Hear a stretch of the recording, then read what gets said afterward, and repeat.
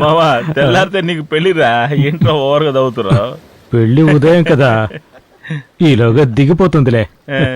ఎప్పుడు ఇక్కడ ఉండకూడదు, బయటికి వెళ్ళిపోండిరా.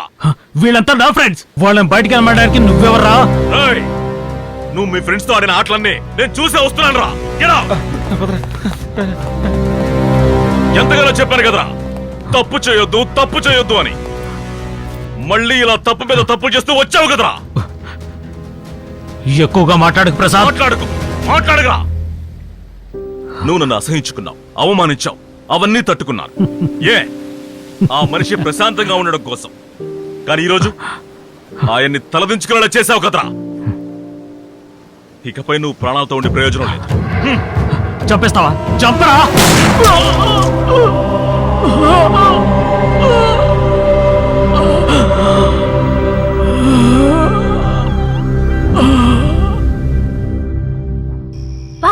ఛాన్సే లేదు. కథలో చాలా పెద్ద ట్విస్ట్ కదా. పీటర్ గారి చేతిలోనే సిద్ధార్థ్ చస్తాడని నేననుకున్నాను. చివరికి సైబర్ క్రైమ్ ఆఫీసర్ సాయి ప్రసాదే చంపాడంటే అస్సలు నమ్మలేకపోతున్నాను తెలుసా.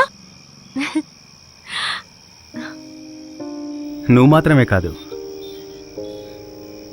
ఈ ఊరే ఆ విధంగా నమ్ముతోంది.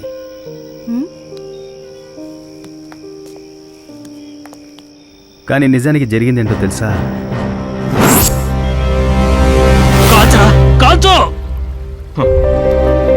నా వల్ల కాదురా. చిన్నప్పుడు నేనెక్కడో అనాథగా ఉన్నప్పుడు నన్ను పెంచి పెద్ద చేశారు. నిన్ను చూస్తూ ఉంటే నాన్న చూసినట్టే ఉందిరా. ఎలా షూట్ చేయగలను? లేదంటే కాల్ చేస్తావా?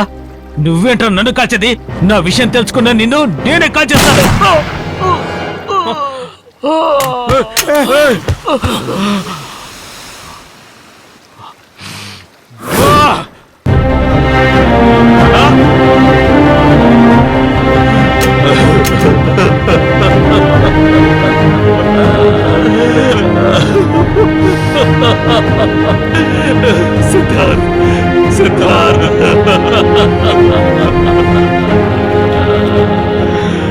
ఏంటన్నా ఇది?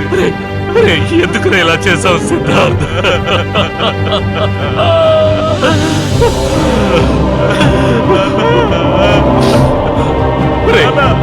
వాడు చేసిన తప్పు గురించి నాకు చెప్పకుండా ఎందుకు దాచిపెట్టావరా?